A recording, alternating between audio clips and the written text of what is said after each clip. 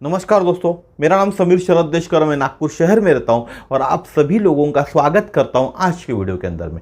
आज हम बात करने वाले एक ऐसे धर्म ग्रंथ की जो हर एक हिंदू के घर में होता है। सनातन धर्म से इसको धर्म ग्रंथ कहा जाता है। जब हम कोर्ट में जाते, जो लोग कोर्ट में जाते, जब उनको शपथ लेना पड़ता है तो उसी ग्रंथ के ऊपर हाथ रखकर शपथ ली जाती है, तो उसको कहते भगवत गीता। भगवत गीता के बारे में आज हम जानने वाले, मैं आपको बताने वाला हूँ भगवत गीता क्या है। और जिसने सही में भगवत गीता को जान लिया ना, उसको इस दुनिया में जितने भी सवाल उसके दिल में आते, उनके जवाब उसको उस भगवत गीता से मिल सकते हैं। लेकिन दुख की बात यह है, हमारे हिंदू धर्म के अंदर में, हिंदू धर्म में बच्चों को बचपन से धर्म ग्रंथ गीता की शिक्षा ही नहीं दी जाती। हमारा भगवत गीता, हमारी भगवत गीता, हमारा धर्म ग्रंथ जिसकी शिक्षा बचपन से हमारे बच्चों को दी नहीं जाती, ना बाहर ना घर में। यह बात तो जग जा ही रहे, आज हम हमारे बच्चों को इंग्लिश मीडियम में पढ़ाते हैं। हमारा स्टेटस बढ़ता है जब हम इंग्लिश मीडियम में हमारे बच्चे को पढ़ाते। हमने अगर किसी को बोला कि भैया हिंदी मीडियम में डालो या मराठी मीडियम में डालो या सेमी इंग्लिश में डालो, तो घर के माँ बाप तैयार नहीं होते। हम भी उन्हीं में से, क्योंकि हमको बच्चों को इंग्लिश मीडियम में पढ़ाना है। हमारे बच्चे जब इंग्लिश में बात करते तो हमें गर्व महसूस होता है। हमारे भाषा में बात करने में जितना गर्व महसूस नहीं होता, उतना इंग्लिश में बात करने पे गर्व महसूस होता है। हमारे बच्चों को ना हिंदी आती है ढंग से, ना मराठी आती है, कोई भी मातृभाषा, मैं स्पेशली बात कर रहा हूँ हिंदी मराठी की, इन मातृभाषा बोलते ही नहीं आती। साउथ में आप चले जाओ तो साउथ में लोग उनकी मातृभाषा में ही बात करते हैं। उनको इंग्लिश जरूर आती है, अच्छे तरह से इंग्लिश वो पढ़े लिखे हैं, लेकिन जब आप उनके शहर में जाओगे, उनके गांव में जाओगे, उनके राज्य में जाओगे, तो वह आपसे उनकी मातृभाषा में ही बात करेंगे। तो हमारे बच्चे ना हिंदी ना मराठी, जो मातृभाषा है ना, उस मातृभाषा में भी सही तरह से बोल नहीं पाते। उनको अपने मातृभाषा जो मराठी हिंदी है, उनके शब्द ही मालूम नहीं होते, तो फिर उनसे संस्कृत बोल पाएंगे या पढ़ पाएंगे, यह आशा भी नहीं की जा सकती। हमारा धर्म ग्रंथ गीता जो है वो संस्कृत में, तो वह संस्कृत में पढ़ पाएंगे या बोल पाएंगे, या आशा भी हम हमारे बच्चों से नहीं कर सकते।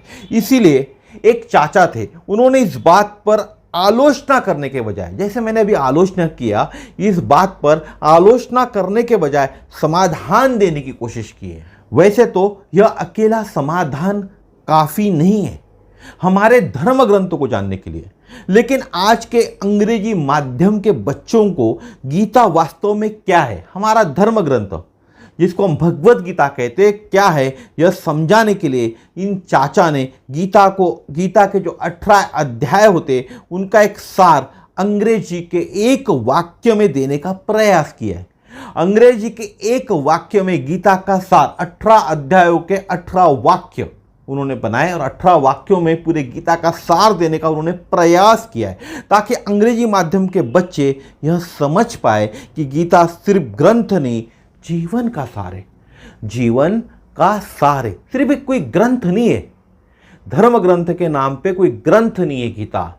गीता जीवन का सार है, जीवन जीने का तरीका है। यह हमारे आज के बच्चों को, आने वाली पीढ़ी को समझ आए, इसीलिए इन्होंने इंग्लिश में कुछ 18 सेंटेंस इसके बनाए हुए, और 18 सेंटेंस के अंदर में गीता हम समझ सकते हैं। गीता को स्कूल में ही नहीं पढ़ाया जाता। हमारे देश के अंदर में जहाँ हिंदू लोग सबसे ज़्यादा है, उसी देश के अंदर में स्कूलों के अंदर में गीता नहीं पढ़ाई जाती। सनातन काल में गीता को पढ़ाया जाता था, लेकिन आज के काल में, जिस कलयुग के अंदर हम हैं, उस कलयुग के अंदर में गीता को स्कूल में नहीं पढ़ाया जाता, ना ही कॉलेज में पढ़ाया जाता है। निजी कक्षाएं, जितने भी प्राइवेट कोचिंग स्कूल से या क्लासेस है, वहाँ भी गीता को नहीं पढ़ाया जाता। वो लोग तो उनके कोचिंग से पैसा कमाने से उनको फुर्सत नहीं है, तो क्या गीता पढ़ाएंगे। आज मैं आपको गीता के 18 अध्यायों का सार, जिसको हम सारांश कहते हैं, सारांश भी बताने वाला हूं। 18 वाक्यों का सारांश अंग्रेजी और हिंदी में बताने वाला हूं, ताकि हिंदी भाषिक लोग भी उसको समझ पाए। जो बच्चे हिंदी समझते हैं वो हिंदी में भी उसका सारांश समझ पाए, और जो लोग अंग्रेजी समझते हैं वो अंग्रेजी में उसका सारांश समझ पाए। तो 18 18 सेंटेंस बात करूं मैं, 18 सेंटेंस है, 18 अध्यायों का जो सारांश है वो 18 वाक्यों में मैं आपको बताने वाला हूं, 18 सेंटेंस में मैं आपको बताने वाला हूं। इसको वन लाइनर गीता कहते हैं। जिसको क्या कहते हैं? वन लाइनर गीता कहते हैं। इसको आपको प्रचार करना है, इस वन लाइनर गीता का आपको प्रचार करना है ना तैयार आप प्रचार करने के लिए? इस वन लाइनर गीता का प्रचार करने के लिए तैयार है क्या नहीं है? तैयार है ना? आज आपको अपने सनातन धर्म की शपथ लेना है। आपको आपके सनातन धर्म की शपथ है कि आज से ही जब ये वीडियो आप देखोगे तो आपका प्रथम कर्तव्य है कि आप लोगों को यह वीडियो भेजोगे, ताकि जो बच्चे इंग्लिश मीडियम में पढ़ते हैं उनको गीता का सारांश समझ में आए। क्योंकि आज के इस वन लाइनर गीता के अंदर में गीता का सारांश 18 सेंटेंस के अंदर है, वह भी इंग्लिश और हिंदी में। इसीलिए आपको सनातन धर्म की शपथ है कि सबसे पहले आप इस वीडियो को देखने के बाद लोगों को भेजोगे और लोगों को भी यही कहोगे कि इस वीडियो को आपको पहुंचाना है। आपको 4 दिन के अंदर में कम से कम एक आदमी को 100 लोगों को यह वीडियो फॉरवर्ड करना है। यह आपकी शपथ है, आपको सनातन धर्म की शपथ है कि आपको यह वीडियो 100 लोगों को फॉरवर्ड करना है। इसका प्रचार करना है, प्रसार करना है पूरे भारत देश के अंदर में, पूरी दुनिया के अंदर में इस वीडियो का प्रचार प्रसार होना चाहिए, ताकि गीता में क्या कहा गया है यह लोगों को पता चले। तो गीता का चैप्टर 1 में कहा गया है, wrong thinking is the only problem in life. गलत सोच ही जीवन की एकमात्र समस्या है। चैप्टर 2 में कहा है, right knowledge is the ultimate solution to all our problems. हमारे जितनी भी समस्या है उसका राइट नॉलेज ही एकमात्र सॉल्यूशन है। सही ज्ञान हमारी सभी समस्याओं का अंतिम समाधान है। Chapter number 3, selflessness is the only way to progress and prosperity. Selflessness is the only way to progress and prosperity. निस्वार्थता ही प्रगति और समृद्धि का एकमात्र तरीका है। Chapter 4, every act can be an act of prayer. Every act can be an act of prayer. प्रत्येक कर्म ही प्रार्थना समझकर करें। जो भी कर्म आप कर रहे हो, जो भी कर्म, रोज जो काम आप कर रहे हो, कर्म यानी काम समझो, यहां प्रत्येक कर्म को ही प्रार्थना समझकर करें। Chapter 5, renounce the ego of individuality and rejoice the bliss of infinity. आत्मसम्मान में से अहम का त्याग करने से अनंत काल के असीम आनंद में हिस्सा ले। आत्मसम्मान में से अहम का त्याग करके, जो आपका ईगो है उसमें से अहम का आपको त्याग करना है और अनंत काल के असीम आनंद में आपको हिस्सा लेना है और उसमें हिस्सा ले। Chapter 6, connect to the higher consciousness daily. Connect to the higher consciousness daily. प्रतिदिन उच्च चेतना से जुड़े। प्रतिदिन उच्च चेतना से जुड़े मीन्स क्या है? आप बच्चे हो, आप स्कूल में जाते हो तो आपको देखना है कि आपने कल, आपका एक कोई अच्छा दोस्त है, उसके साथ आपने उसको हक किया हुआ है, उसको गले से लगाया हुआ है आपने। आपको देखना है कि आपको इस सब्जेक्ट में बहुत अच्छे मार्क मिल रहे हैं। जिस सब्जेक्ट में आपको कम मार्क मिलते हैं ना, उस सब्जेक्ट में आपको बहुत अच्छा मार्क मिल रहे हैं। उस सब्जेक्ट में मेरे को 100 आउट ऑफ 100 मार्क्स मिल रहे हैं। वो सब्जेक्ट की सब चीज़ें मुझे समझ में आ रही है। इसको कहते हैं आपको कनेक्ट होना है किसी हायर कॉन्शियसनेस के साथ में। फिर होता है chapter 7, live what you learn. आप जो सीखते हैं वैसा ही आचरण करें। जो आप दैनंदिन जीवन में सीख रहे वैसा ही आपको आचरण करना है। गलत आचरण नहीं करना है, सही चीजों का आचरण की बात कर रहा हूं। Chapter 8, never give up on yourself. खुद पीछे हटकर हार न मारे। आपने कोई काम हाथ में लिया है तो उसको पीछे हटना नहीं है आपको, जब तक काम पूरा नहीं होता। भले ही आपकी हार हो जाए, लेकिन खुद पीछे हटकर आपको हार नहीं मानना है। Chapter 9, value your blessing. आपको प्राप्त हुए आशीर्वाद की कदर करें।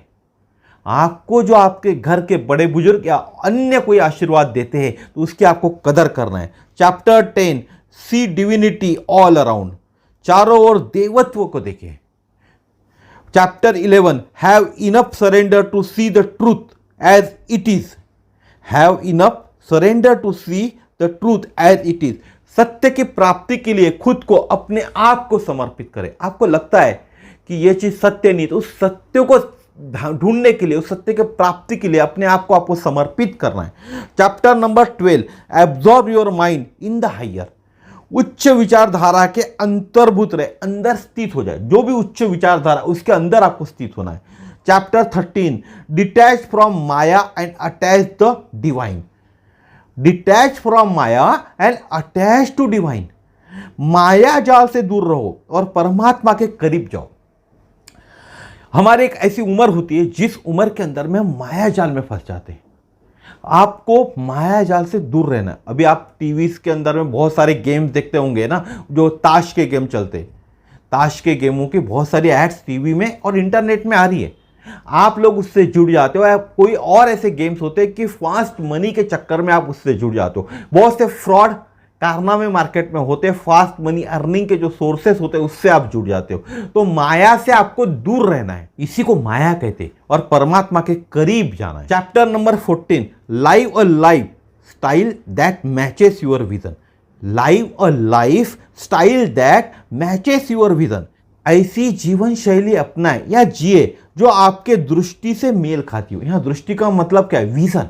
आपका जो विजन है उससे जो मेल खाती है वैसी जीवन शैली आपको अपनाना चाहिए। Chapter number 15, give priority to divinity. देवत्व को प्राथमिकता दे। Chapter number 16, being good is a reward in itself. आपने जो अच्छा कार्य किया है, आपने जो अच्छा काम किया है, वो एक पुरस्कार है। अच्छा होना अपने आप में पुरस्कार है।